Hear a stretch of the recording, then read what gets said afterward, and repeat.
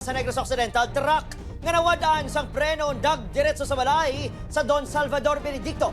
Duha patay, 5 pirason. Nakatutok Aileen Pedreso.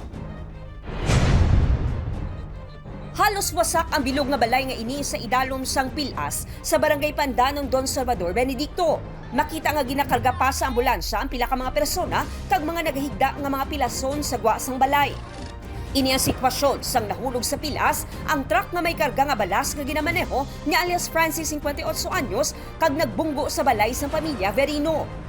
Gusto ng kwarsa ng kapulisan nagmalfunction ang brake dito sa Tungkubon area in which makikita ni wala na control sa ating driver. Pareho nga nalapakan sang truck ang mag-iloy nga si Julian 23 anyos kag isa ka tuig nga bata nga lalaki. Pilason ang 5 kahimata ni Julian, lakip na ang anak ni Mark. Gulang, tapos pa niya mabahuay-huway tulog. Tapos, naroon nga bata ya ara sa ila bintana kay mahambang tani. Amugin pa punggo sang truck.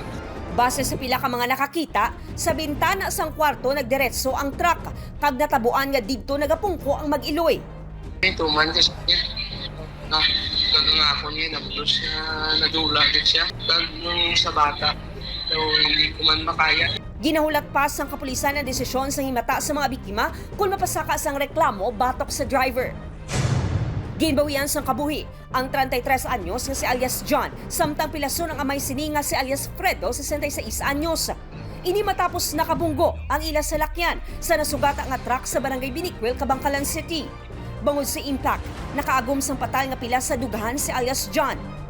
Posible nga napiyungan ang driver nga si alias Fredo, rason nga nagdiretso sa truck nga ginamaneho ni alias Rowen, 28 anyos. Korte sa mga interview, nakita na nagdaan sa truck driver na kahit-tahit inang sarakyan ng driver ang ginapapati na natulugan ini.